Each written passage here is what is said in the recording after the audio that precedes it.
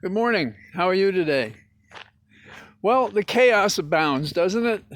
We have, I think it's a three-dimensional chess game. We have the Democrats that are split between the liberals or progressives and the moderates on both sides of the hill. We have on the Senate side, where we need every vote in the Democratic caucus to pass anything other than the budget reconciliation bill. We don't have Sinema and Manchin. But we're getting a lot of noise from the White House and from the leadership in both houses that they're very close in coming up with an infrastructure bill. But we've gone from taxes for those above 500,000 increased to cryptocurrency. Now we're not doing that.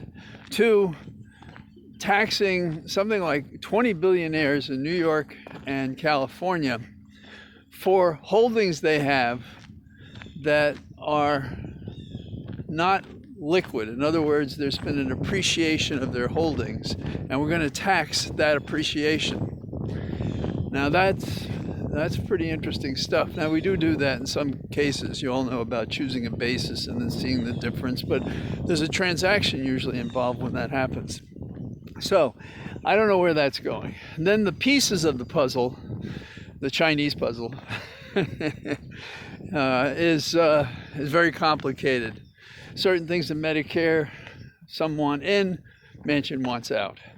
Certain environmental things, many want in, Manchin wants out. And he's a big noise on this. He's been spending time with Biden, and I think Biden, of course, is leaning on him and Sinema so that something constructive can happen. And when do we want this to happen? We want this to happen before Biden goes offshore, among other things, to a climate change conference. And we'd like to have bragging rights. We'd also like to have bragging rights for the elections certainly in Virginia and New Jersey for next Tuesday. So that's the Democratic side of the ledger. Now, the other side of the ledger are the Republicans, who openly say they're not going to do anything to help the Democrats advance their policies for the people of America. So then we have that as well. Now, you got to wonder when that's going to bite them in the ass. But what they're finding, to choose Virginia, where I'm closer and can see it, is that they're finding that their disinformation campaign and their hot button issues are effective. And I'll give you one small example, because you can do this for hours. And in fact, there are cable stations and networks doing that. And a good example is in Virginia, we have the school boards under attack, rather. And the notion of the attack in Loudoun County, where I am, it goes like this. There was an incident in a bathroom in a high school, and this girl was attacked, and the person who attacked her, he was transgender. Okay, now let's roll that back. The boy and the girl in that incident had sex in the bathroom before, but on the third occasion it was unconsented, and that's what upset her. And the school moved him to a different school. And there's some talk about, did they tell everybody? Now, there has been a rule in Loudoun County to respect transgender, and that included bathroom facilities. But that rule was not in effect when this girl and this person had sex. How do I know this?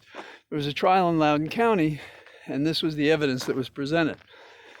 The second incident of the same boy, which would give reason to be upset, happened in a second school, and not in a bathroom or anything like that. So the transgender aspect, if it exists, has had no effect on the people involved. And so that's the disinformation, the emphasis on what may be this person's sexual identity having nothing to do with the offense. And years ago, when somebody said, what do you feel about having gays teach your kids, when they were thinking the same thing? And I said, well, I think you should be able to teach wherever you want. And he said, well, I'm not gay. And I said, how are you supposed to know that? And I said, why aren't the current laws sufficient to deal with any person, whatever their sexual preference or identity? And I think that rule still holds. But among those who would tear down our educational system and who favor racism and discrimination, this has become their rallying cry. Now, why go through all this? Well, as I'm doing it, I'm thinking that this argument in Loudoun County about our school boards, without opposition at these school board meetings to meet that argument the way I just have, is the same thing happening on the national scale. That is to say, when the Republicans do nothing, they should mimic Don Byers' answer. He's a representative to the U.S. Congress from Alexandria. A very bright man. I've known him many years. I've always been impressed with him.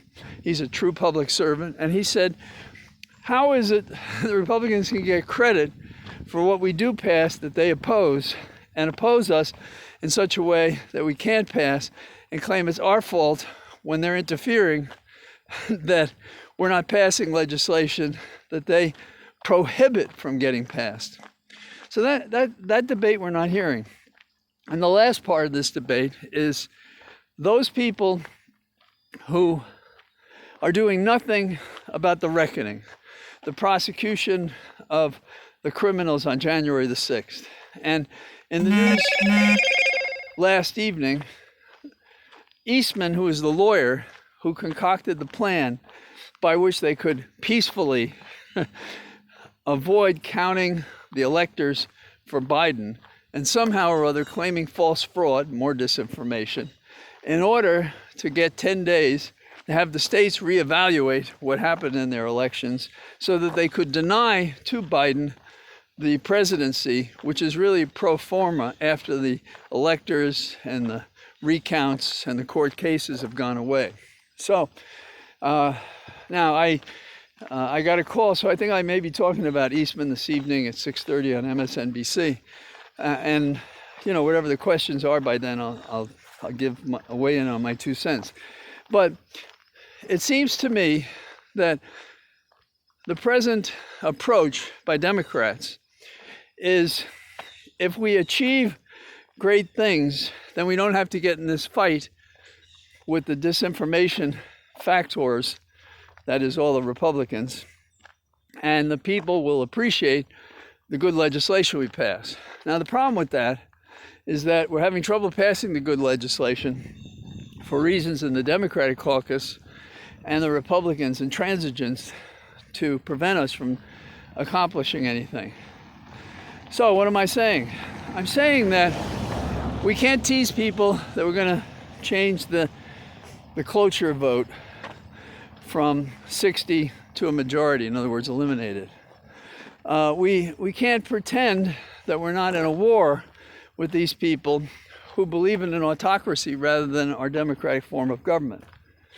And we have to start talking those 2 points. Now, I'm very encouraged, for example, on the latter point, that the January 6th committee, notwithstanding the tools that are not as good as a grand jury, are marching forward. And there are some excellent people on that committee who could do it. And we know about Schiff, of course, and Raskin, my former boss, Zoe Lofgren, when I was her chief of staff. So there are people on the committee who want to make a difference. And Cheney is proving herself to be a real asset in these discussions. So is it positive?